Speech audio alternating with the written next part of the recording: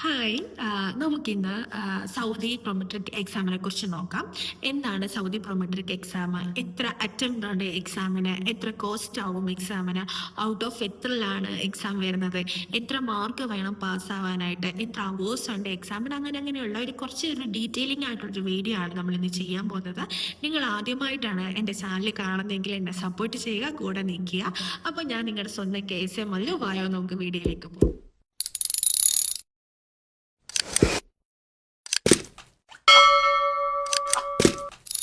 എന്താണ് Saudi Prometric exam?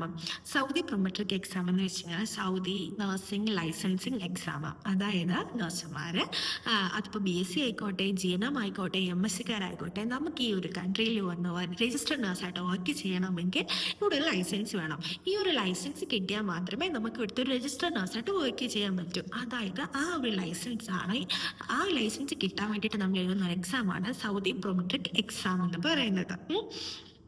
Clear ആയില്ലേ? നമുക്ക് ഈ എക്സാം നമുക്ക് നമ്മുടെ കൺട്രിയിൽ വെച്ചിട്ട് ക്ലിയർ ഔട്ട് ആക്കിയിട്ട് ഇങ്ങോട്ടേക്ക് വരാം. പിന്നെ നമുക്ക് അല്ലെങ്കിൽ ഇപ്പം അങ്ങനെ പ്രോസസ്സിങ് കാര്യങ്ങളൊക്കെ പെട്ടെന്ന് കുറച്ച് ഹരിയപ്പായിട്ട് നടന്നു. നമുക്ക് നമ്മുടെ കൺട്രി വെച്ച് ചെയ്യാൻ പറ്റിയില്ല, ടൈം ഉണ്ടായിരുന്നില്ലെങ്കിൽ നമുക്ക് ഡെഫിനറ്റ്ലി ഒരു ഓപ്ഷൻ ഉള്ളതാണ്. നമുക്ക് സൗദി അറേബ്യയിൽ വന്നിട്ട്, ഈ ഒരു കൺട്രിയിൽ വന്നിട്ട് നമുക്ക് ഇത്ര സമയത്തിനുള്ളിൽ നമ്മളിത് ക്ലിയർ ചെയ്ത് നമുക്ക് നമ്മുടെ ലൈസൻസ് സ്വന്തമാക്കാൻ പറ്റുന്നത്.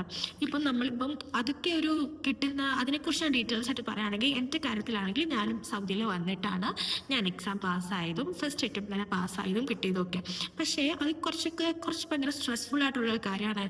ഇപ്പം നമുക്ക് കിട്ടുന്ന ഹോസ്പിറ്റൽ ഭയങ്കര തിരക്കുള്ള ഹോസ്പിറ്റലാണ്, നമുക്ക് മെൻ്റലി ഭയങ്കര പ്രഷർ ഉള്ള ഹോസ്പിറ്റലാണെങ്കിൽ ഡെഫിനറ്റ്ലി നമുക്ക് പഠിക്കാൻ പറ്റത്തില്ല. അങ്ങനെ വരുമ്പോൾ കുറേ ഇഷ്യൂസ് ഉണ്ടാവും. പിന്നെ ഓരോ ഹോസ്പിറ്റലിലും അതേപോലെ തന്നെ നമുക്ക് ചില ഹോസ്പിറ്റലിൽ അവർ ഒരു വാലിഡിറ്റി വെച്ചിട്ടുണ്ടാവും. ചിലപ്പോൾ 3 മന്തിനുള്ളിലായിരിക്കും നമ്മുടെ ലൈസൻസ് സബ്മിറ്റ് ചെയ്യേണ്ടി വരുന്നത്. അങ്ങനെയൊക്കെ വരുമ്പോഴത്തേക്കിന് കുറച്ച് ഹറിബറി ആകുമ്പോഴത്തേക്കും നമുക്ക് ടെൻഷൻ ഉണ്ടാവും. പിന്നെ ഇൻ കേസ് സൗദി അറേബ്യയിൽ നമ്മൾ വന്നു, നമ്മുടെ എക്സാം ഫസ്റ്റ് അറ്റംപ്റ്റ് നമുക്ക് കിട്ടിയിട്ടില്ല എന്നുണ്ടെങ്കിൽ നമുക്ക് ടോട്ടലി സൗദി അറേബ്യയിൽ 3 അറ്റംപ്റ്റാണ് ചെയ്യാൻ പറ്റുന്നത് എക്സാമിന്. അപ്പോൾ ഫസ്റ്റ് അറ്റംപ്റ്റ് നമുക്ക് ക്ലിയർ ആക്കാൻ പറ്റിയില്ല 3 മാസത്തിനുള്ളിലെങ്കിൽ നമുക്ക് ബാക്കി 2 അറ്റംപ്റ്റോടെ നമുക്ക് കംപ്ലീറ്റ് ചെയ്യാൻ പറ്റും.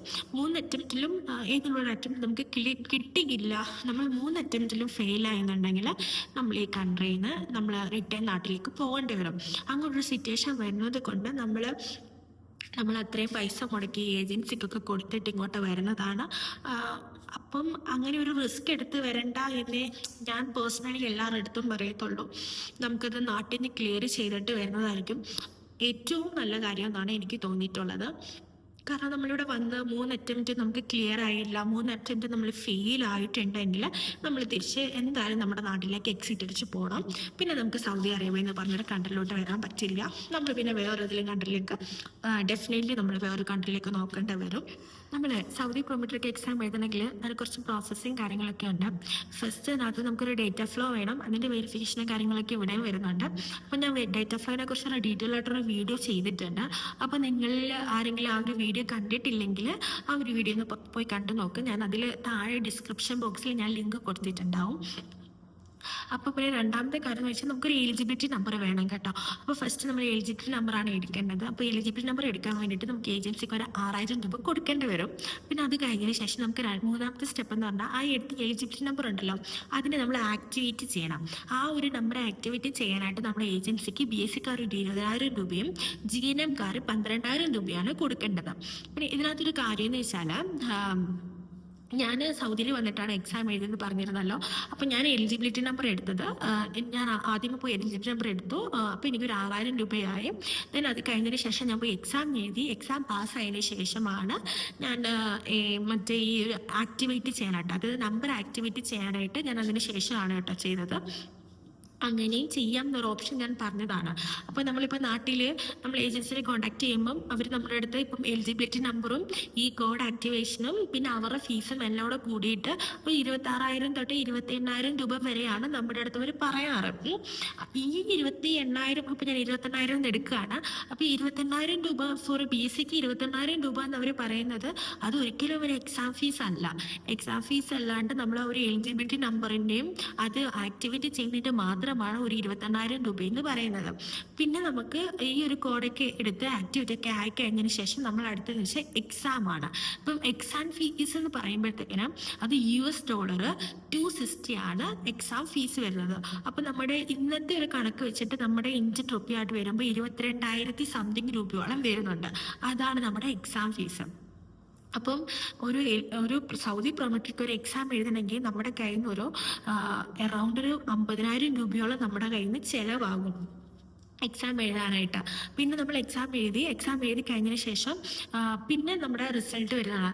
2 to 4 വീക്സിനുള്ളിൽ നമ്മുടെ റിസൾട്ട് വരാറുണ്ട്. പിന്നെ ഞാൻ പറഞ്ഞല്ലോ, ഞാൻ സൗദിയിൽ വന്നിട്ട് എഴുതുന്നത്. അപ്പോൾ ഇവിടുത്തെ ഒരു ഇത് വെച്ച് നോക്കുമ്പോഴത്തേക്കിന് നമ്മളിപ്പോൾ ഈ മന്തിൻ്റെ ലാസ്റ്റ് പോയി എക്സാം എഴുതിയെന്ന് വെച്ചാൽ ലാസ്റ്റ് വീക്ക് നമ്മൾ എക്സാം എഴുതിയെങ്കിൽ നെക്സ്റ്റ് മന്തിൻ്റെ ആദ്യം തന്നെ നമ്മുടെ റിസൾട്ട് വരും. അപ്പോൾ ഒരു 1 വീക്കിനുള്ളിൽ തന്നെ നമ്മുടെ റിസൾട്ട് വരും. അങ്ങനെ ഒരു കാര്യം ഇവിടെ വരുന്നുണ്ട്. അത് എന്താണെന്നൊന്നും എനിക്കറിയില്ല. അപ്പം അങ്ങനെയാണ് പൊതുവെ പോകുന്നത്. പിന്നെ എല്ലാവർക്കും ഉള്ളൊരു ഡൗട്ടാണ്, ഇവിടെ എമോഷനായിട്ട് വർക്ക് ചെയ്യണമെങ്കിൽ നമ്മൾ സൗദി പ്രൊമോട്ടറിക്ക് എക്സാം ക്ലിയർ ചെയ്തതിന് ശേഷം വീണ്ടും നമ്മൾ എമോഷനിലേക്ക് കയറണമെങ്കിൽ, അതായത് എമോഷൻ പറയുമ്പോഴത്തേന് ഗവൺമെൻറ് ആണ് ഇവിടുത്തെ, ഗവൺമെൻറ്റിലേക്ക് വീണ്ടും നമ്മൾ വർക്ക് ചെയ്യണമെങ്കിൽ വേറെ ഏതെങ്കിലും എക്സാം എഴുതണോ എന്ന് ഒട്ടുമിക്ക ആൾക്കാർക്കും അങ്ങനെ സംശയങ്ങളുണ്ട്. പക്ഷെ അങ്ങനത്തെ ഒരു ഇതൊന്നും ഇല്ല.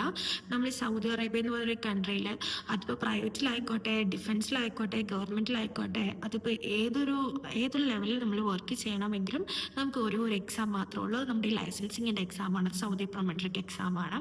അല്ലാതെ പ്രത്യേകിച്ച് എക്സാമും കാര്യങ്ങളും ഒന്നും വരുന്നില്ല. പിന്നെ നമുക്ക് കിട്ടുന്ന ഹോസ്പിറ്റലാണ്. അതിപ്പോൾ എല്ലാം നമ്മുടെ നാട്ടിലും ഉള്ളത് തന്നെയാണ്. ഹോസ്പിറ്റലിൽ നമ്മൾ വരുന്ന സമയത്ത് നമുക്കൊരു പ്രീ ടെസ്റ്റും പോസ്റ്റ് ടെസ്റ്റും ഉണ്ടായിരിക്കും.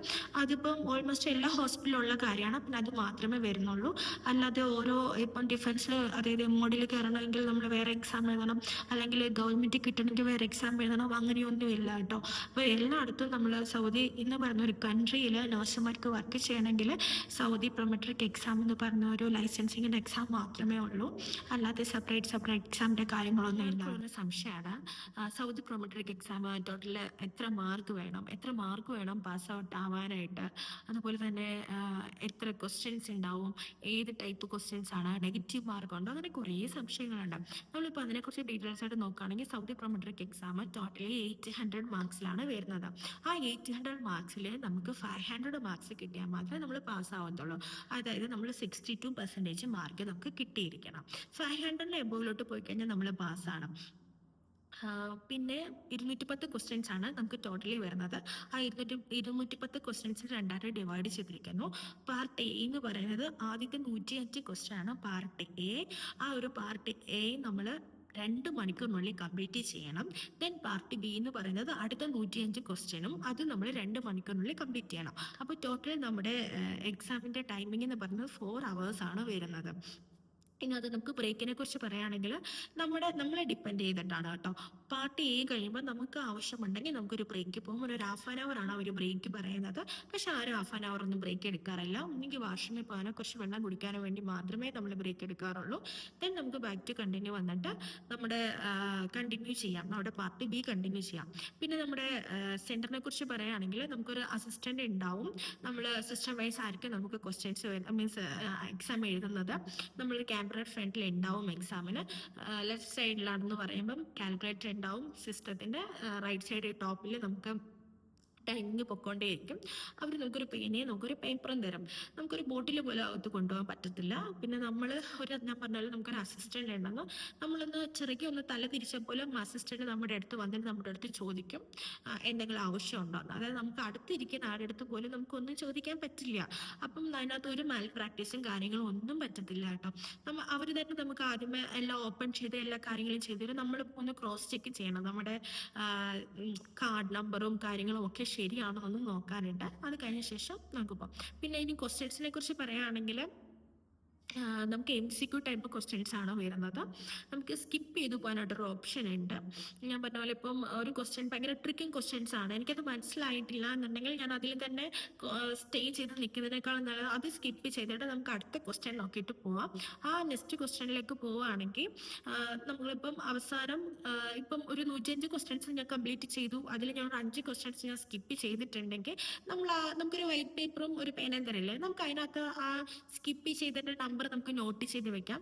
അവസാനം നമ്മൾ സബ്മിറ്റ് ചെയ്യുന്നതിന് മുമ്പേ നമ്മൾ തിരിച്ചു വന്നിട്ട് ആ പേജിൽ പോയിട്ട് നമ്മൾ ആ നമ്പർ നോക്കുക, നമ്മളത് ഒന്നുകൂടെ വായിച്ചു നോക്കുക. അതിനുശേഷം നമ്മളത് ഏതാണ് കറക്റ്റ് ആൻസർ ആയിട്ട് നമുക്ക് തോന്നിയില്ലെങ്കിൽ എന്തായാലും അതിനകത്തൊരു സിമിലാരിറ്റീസ് എങ്കിലും തോന്നിയ ഏതിലൊരു ഒരു ക്വസ്റ്റ്യന് ഒരു ആൻസർ നമ്മൾ എന്തായാലും ക്ലിക്ക് ചെയ്ത് കൊടുക്കണം. അന്ന് ഒരെണ്ണം പോലും നമ്മൾ വിടാൻ പാടില്ല. അതിനുശേഷം നമ്മൾ നെക്സ്റ്റ് അടിച്ച് അടുത്തതിലേക്ക് പോവുക. പിന്നെ സിലബസിനെ കുറിച്ചൊക്കെ പറയുകയാണെങ്കിൽ നമ്മുടെ ഫസ്റ്റ് ഇയർ തൊട്ട് ഫോർത്ത് ഇയർ വരെയുള്ള എല്ലാ ക്വസ്റ്റ്യൻസും, അതായത് എല്ലാ സബ്ജക്റ്റും അതിനകത്ത് ചോദിക്കുന്നത്. മെറ്റേണിറ്റി ഉണ്ട്, ചൈൽഡ് ഉണ്ട്, പിന്നെ നമ്മുടെ സൈക്കാട്രിക് വരുന്നുണ്ട്, അഡൽട്ട് നഴ്സിംഗിനകത്ത് മറ്റേ മെഡിക്കലും സർജിക്കലും എല്ലാം വരുന്നുണ്ട്. അതായത് പേഷ്യൻ നേഴ്സ് റിലേഷൻഷിപ്പിനെ കുറിച്ച് വരുന്നു, പൊസിഷൻസിനെ കുറിച്ച് വരുന്നുണ്ട്.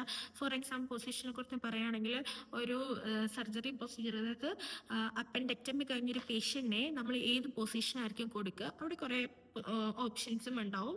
അതുപോലത്തെ കുറേ ക്വസ്റ്റ്യൻസ്, പിന്നെ ട്രൈ കാൽക്കുലേഷൻ, ഫ്ലൂയിഡ് കാൽക്കുലേഷൻ എല്ലാം ഉണ്ടാവും. അതായത് നമുക്ക് ഒന്നും നമുക്ക് സ്കിപ്പ് ചെയ്യാൻ പറ്റില്ല. അതായത് നമുക്ക് എല്ലാ സബ്ജക്റ്റും കവർ ചെയ്ത് ഫണ്ടമെന്റൽ വരെ ചോദിച്ചു. എൻ്റെ അടുത്ത് എനിക്ക് ഏറ്റവും കൂടുതൽ ക്വസ്റ്റ്യൻസ് ഉണ്ടായിരുന്നത് ഫണ്ടമെന്റലിനകത്തുനിന്നാണ്. നമ്മൾ റിസൾട്ട് വരുമ്പോൾ ഫസ്റ്റ് അറ്റംപ്റ്റിൽ നമ്മൾ പാസ് ചെയ്യുന്നതെങ്കിൽ നമുക്കൊരു റിസൾട്ട് കിട്ടുന്ന സമയത്ത് അതിനകത്ത് ഒരു ഗ്രാഫ് ഉണ്ടാവും. ആ ഒരു ഗ്രാഫിനകത്ത് നമുക്ക് അതിനകത്ത് അവർ കൊടുത്തിട്ടുണ്ടാവും ഏതൊക്കെ ക്വസ്റ്റ്യനകത്തുനിന്ന് എത്ര പെർസെൻറ്റേജ് നമുക്ക് ക്വസ്റ്റ്യൻസ് വന്നു എന്ന്. അപ്പം ഏതൊക്കെ സബ്ജക്റ്റിനകത്തുനിന്നാണ് എത്ര പെർസെൻറ്റേജ് ക്വസ്റ്റ്യൻസ് വന്നതെന്ന് നമുക്കൊരു ഗ്രാഫിക്കലി അവർ കാണിക്കുന്നുണ്ട്. അപ്പം എൻ്റെ കാര്യത്തിൽ എനിക്ക് ഏറ്റവും കൂടുതൽ ഫസ്റ്റ് ഇയർ ഫണ്ടമെന്റൽ. ഓക്കെ, എൻ്റെ കാര്യം പറയുകയാണെങ്കിൽ ഞാൻ സൗദി പ്രൊമട്രിക് എക്സാമിൻ്റെ കാര്യങ്ങളൊക്കെ നോക്കിക്കൊണ്ടിരുന്ന സമയത്ത് ഞാൻ ആദ്യമേ ചെയ്തതെന്ന് വെച്ചാൽ ഞാനൊരു അക്കാഡമി ഫൈൻഡ് ചെയ്തു. ഞാൻ അക്കാഡമി ജോയിൻ ചെയ്തു. ഞാൻ ഫൈൻഡ് ചെയ്ത അക്കാഡമി മിഡ് ലൈൻ അക്കാഡമി തിരുവല്ലയാണ്.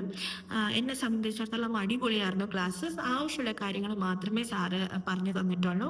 ഇപ്പം നമുക്കൊരു ടോപ്പിക്ക് പറയുകയാണെങ്കിൽ ഈ ഒരു ടോപ്പിക്കിനകത്ത് എത്ര ക്വസ്റ്റ്യൻസാണ് വരുന്നതെങ്കിൽ അത് റിലേറ്റഡ് ചെയ്ത് മാത്രമേ സാറ് നോട്ട്സും കാര്യങ്ങളൊക്കെ തരത്തുള്ളൂ. അല്ലാതെ വലിച്ചു വാരി ഒന്നും നോട്ട്സ് തന്നിട്ടില്ല. നമുക്ക് ആവശ്യമുള്ള നോട്ട്സൊക്കെ മാത്രമേ തന്നിട്ടുള്ളൂ. അടിപൊളിയായിട്ട് പക്ഷെ എന്നെ സംബന്ധിച്ച് എനിക്ക് കുറേ ക്ലാസ്സസ് അവിടെ മിസ്സായി. കാരണം നാട്ടിൽ ഒരു 9 മണിക്കാണ് അവരുടെ ക്ലാസ് സ്റ്റാർട്ട് ചെയ്യുന്നത്. അവർക്ക് ലൈവ് ക്ലാസ്സസ് മാത്രമേ ഉള്ളൂ, അവർക്ക് റെക്കോർഡിക്കൽ ക്ലാസ്സസ് ഇല്ല. അപ്പം ഞാൻ ചിലപ്പോൾ ആ സമയത്ത് ഡ്യൂട്ടിയിലായിരിക്കും, ഞാൻ ചിലപ്പോൾ ഷിഫ്റ്റ് കഴിഞ്ഞ് വരുന്ന സമയമായിരിക്കും, ട്രാവലിംഗ് ടൈം ഒക്കെ ആവുന്നതുകൊണ്ട് എനിക്ക് കുറേ ക്ലാസ്സസും കുറേ അവേഴ്സൊക്കെ മിസ്സായിട്ടുണ്ടായി. പക്ഷെ എന്തായാലും മാമും സാറും ഭയങ്കരമായിട്ട് അടിപൊളിയായിട്ട് നമ്മളെ പഠിപ്പിച്ചിട്ടുണ്ട്. പിന്നെ അത് കഴിഞ്ഞതിന് ശേഷം എനിക്ക് യൂസ്ഫുൾ ആയിട്ട് ഒരു കാര്യമാണ്, ഞാനിവിടെ വന്ന സമയത്ത് എൻ്റെ ഫ്രണ്ട്സ് എനിക്കൊരു PDF തന്നു. അടിപൊളി PDF ആയിരുന്നു അത്. അതിനകത്തൊരു 2000 അടങ്ങുന്ന ഒരു ക്വസ്റ്റ്യൻസ് ആണ് വരുന്നത്. അതൊരു 2 വട്ടം ഞാൻ റിവൈൻഡ് ചെയ്തു. എനിക്ക് അതിനകത്തൊന്നൊരു 10-25 ക്വസ്റ്റ്യൻസ് എൻ്റെ എക്സാമിന് വന്നിട്ടുണ്ടായി. അതായത് ഒരു ട്രാക്ക് കാൽക്കുലേഷനും കാര്യങ്ങളും ഒക്കെ എനിക്ക് ഡയറക്റ്റ് ഒന്ന് ചെയ്ത് നോക്കേണ്ട ആവശ്യം വന്നില്ല. എനിക്ക് ഇതിനകത്ത് ഞാൻ റിവൈൻഡ് ചെയ്തിട്ടുള്ള എനിക്ക് ആൻസേഴ്സ് ഒക്കെ നല്ലപോലെ അറിയാവുന്നതുകൊണ്ട് ഞാൻ ആ സെയിം സാധനം എടുത്തിട്ട് ആൻസർ ചെയ്ത് വിടുമായിരുന്നു. അത്രയ്ക്ക് യൂസ്ഫുൾ ആയിട്ടുള്ളൊരു PDF ആണ് അത്. പിന്നെ അതുപോലെ തന്നെ ഞാൻ പ്രാക്ടീസ് ചെയ്തൊരു കാര്യമാണ് പ്രോമെട്രിക് ടെസ്റ്റ് എന്ന് പറഞ്ഞൊരു ആപ്ലിക്കേഷൻ. അത് നമ്മുടെ എക്സാമിൻ്റെ സെയിം പാറ്റേൺ ആണ് അവർ ഫോളോ ചെയ്യുന്നത്. ആ ഒരു ആപ്ലിക്കേഷൻ അത് നമുക്ക് ഫ്രീ ആയിട്ട് നമുക്ക് യൂസ് ചെയ്യാൻ പറ്റുന്ന ഒരു ആപ്ലിക്കേഷനാണ്. അത് നമുക്ക് ആപ്പിൾ സ്റ്റോറിലും അതുപോലെ തന്നെ പ്ലേ സ്റ്റോറിലും അവൈലബിൾ ആണ്. പിന്നെ അതിൻ്റെ ലിങ്ക് ഞാൻ ഡിസ്ക്രിപ്ഷൻ ബോക്സിൽ കൊടുത്തിട്ടുണ്ട്. ആവശ്യമുള്ളവർ അത് ഡൗൺലോഡ് ചെയ്തിട്ട് പ്രാക്ടീസ് ചെയ്ത് നോക്കുന്ന അടിപൊളിയായിരിക്കും. പിന്നെ അതുപോലെ തന്നെ എൻ്റെ ഫ്രണ്ട്സ് ഇവിടെ ജോയിൻ ചെയ്ത സമയത്ത് എൻ്റെ ഫ്രണ്ട്സ് അവരെന്നെ ഒരുപാട് ഹെൽപ്പ് ചെയ്തു. അവർ എക്സാംസ് ഒക്കെ കഴിഞ്ഞ് നിൽക്കുന്ന സമയമായിരുന്നു. അവർ പഠിച്ച കാര്യങ്ങളൊക്കെ വെച്ചിട്ട് എൻ്റെ കൂടെ തന്നെ ഉറക്കുളച്ച് എന്നെ എഴുതി പഠിപ്പിച്ച ആൾക്കാരാണ് എൻ്റെ ഫ്രണ്ട്സും. അതുപോലെ തന്നെ ഞാൻ പാസ്സായതിനകത്ത് ഒരു പാർട്ടാണ് കേട്ടോ അവരും. അതേപോലെ തന്നെ ഒരുപാട് എന്നെ ഹെൽപ്പ് ചെയ്തവരും. ഞാൻ പറഞ്ഞതെന്ന് വെച്ചാൽ നമ്മൾ ആത്മാർത്ഥമായിട്ട് നമ്മൾ പാസ്സാവണം എന്ന് നമ്മൾ വിചാരിക്കുകയാണെങ്കിൽ ഡെഫിനറ്റ്ലി നമ്മൾ പാസ്സാകാൻ പറ്റുന്നൊരു എക്സാം തന്നെയാണ് ഇത്. ഡെഫിനറ്റ്ലി നമുക്ക് പാസ്സാകാൻ പറ്റും. നമ്മൾ ഇത്രയൊക്കെ കുറച്ചൊക്കെ ഒത്തിരിയൊന്നും കൊടുത്തില്ലെങ്കിലും ഒരു 40% ഒരു ആത്മാർത്ഥത കൊടുത്ത് കുറച്ച് സമയം അതിനു വേണ്ടി മാറ്റി വെക്കുകയാണെങ്കിൽ ഡെഫിനറ്റ്ലി നമ്മൾ പാസ്സാവും. അപ്പം വീഡിയോ എല്ലാവർക്കും ഇഷ്ടമായിട്ടുണ്ടെങ്കിൽ ലൈക്ക് ചെയ്യുക, ഷെയർ ചെയ്യുക, സബ്സ്ക്രൈബ് ചെയ്യുക, സപ്പോർട്ട് ചെയ്യുക. അപ്പോൾ എല്ലാവരും ഹാപ്പി ആയിട്ടിരിക്കുക, എല്ലാവരും സേഫ് ആയിട്ടിരിക്കുക. അപ്പം നമുക്കിനി അടുത്തൊരു വീഡിയോ ആയിട്ട് വരുന്നവരെ സീ യു സൂൺ.